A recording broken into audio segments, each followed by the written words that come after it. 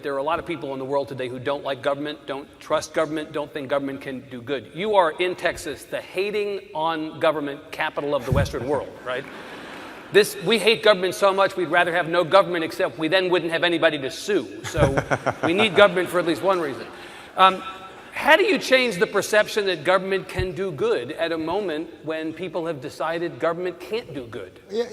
Well, part of it is the fact that when government does great things,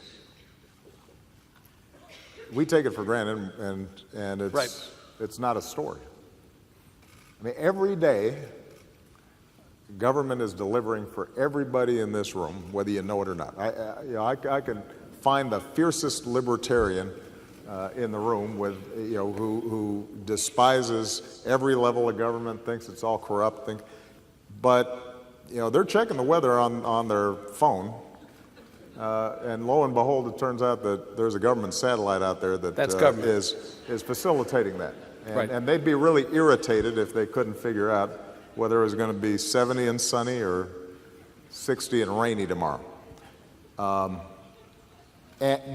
that's not reported as government. We just take for granted. Of course there are roads, and of course there's a geosatellite system, and of course we have special forces who are making sure that folks aren't blowing up our buildings.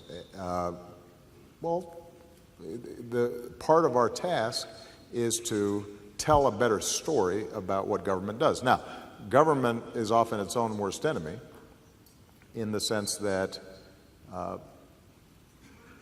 it has to also be more responsive where people interact in a direct way with government.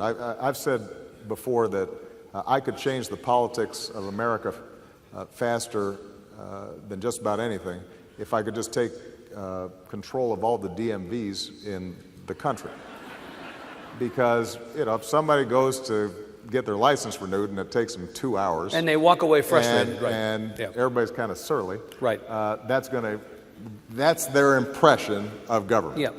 Or if their primary interaction with government is the IRS. You just don't have a good association with government when you're writing that check. But if we make it easier, if it's being done online, if suddenly you have the capacity to interact with government in a way that also gives you some feedback about how your tax dollars are being spent or why this is important or what you're doing, so that it's a two-way exchange as opposed to something that feels distant and that you have no control over, then people's attitudes change. Now, here's the problem, and this is why politics matter. If there are those who despise government, oftentimes because the absence of government allows them to pollute or keep as much money as they can, or not have to answer to consumers who are complaining about their practices. If they are controlling those who are currently in government and government gets starved of resources, then it can be a self-reinforcing notion that in fact government doesn't work because it's being starved. A great example of this, by the way,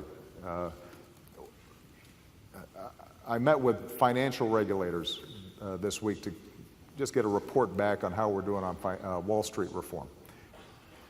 One of the things that the left and the right agree on is that after the financial crisis, nothing changed. And all those folks on Wall Street who had done these terrible things just got away with it, and we didn't change the system, and it's just the way it is now. Well, the truth of the matter is actually a lot changed. The banks have been forced to capitalize much more. Some of the shoddy practices have been shut down. We set up a Consumer Finance Protection Bureau that prevents some of the mortgage practices that had ended up not only hurting individuals, but also destabilizing the entire system. Derivatives now have to be set up on a clearinghouse platform that allows oversight in a way that didn't exist before. The financial system is much more stable than it used to be. And too big to fail actually is much less likely, because if somebody engages in reckless practices, we can now unwind them without them bringing down the entire system. So how come we don't know it then? Well, first of all, that's not a story that is interesting to people. What's more interesting is a cynical view that terrible things happened and nothing got changed. And that's how it gets reported, both in popular culture as well as in the media. But the second thing that's happened is where it's not, where we still have work to do in this space.